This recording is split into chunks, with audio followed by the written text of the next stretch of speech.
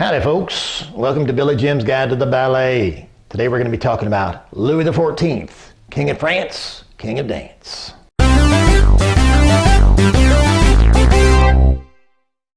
So, why are we talking about Louis XIV anyway? Who was he? Well, Louis XIV, if you want to know it like this, he was a dude that pretty much just pushed everything forward. Ballet was sitting there going, oh, I'm a young child, a young sapling, a young chickie just coming out of my egg. And old Louis, he said, oh, that's fine. I like it. Ready? Go! That's pretty much what he did. Now, Louis XIV, he started dancing really young. He made his debut in 1651 when he was just 13 years old. When he became king, then dancing became a real part of his court. Now Louis, you gotta imagine, was a fine physical specimen. He had long golden hair and he liked to wear these old gold clothes. Ooh, he was really hot and sexy. I mean, you know, for people that care about that kind of thing. I mean, you know, it was nothing to me. I'm not like into that or anything, you know what I mean? But you know, some people might think that Louis was kind of hot and sexy, you know. Anyway, so when Louis becomes king, he starts performing ballets for people. Now, why does he do that? Because he wants to get the people on his side. He wants to get the courtiers on his side, too. Who are the courtiers? Well, they're kind of like the toadies of the day. But, you know, some of them had some power. So, you know, we wanted to get him on his side. Also, he loved to be loved. Like everybody. Louis now, he played all kind of different parts. He played war and he played Europe. But probably the biggest part that he's remembered for is playing Apollo. Okay? In 1661, Louis XIV, he establishes this place called the Royal Academy of Dance. Now first, it's not very popular, right?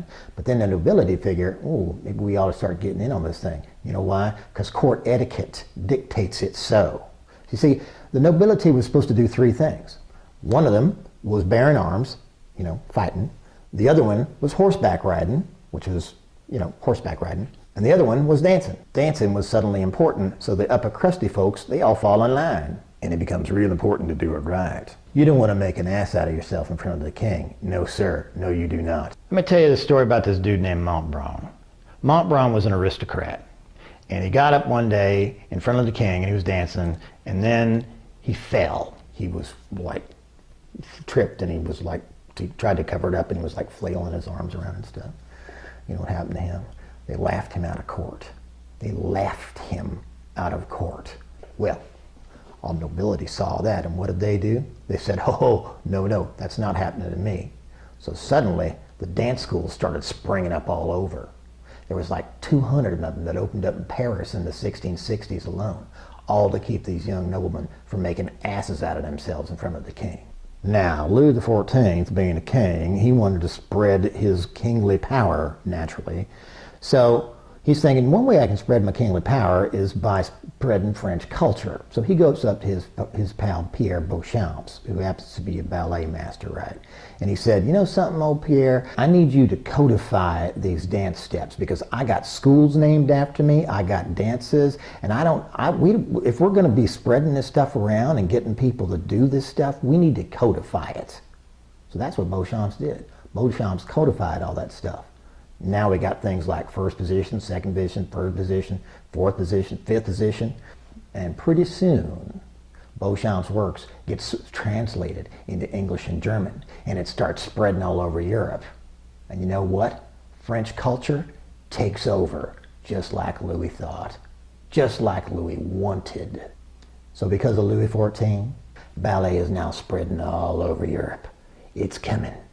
It's coming. It's coming. From then on, there's no stopping the blob as it spreads from town to town.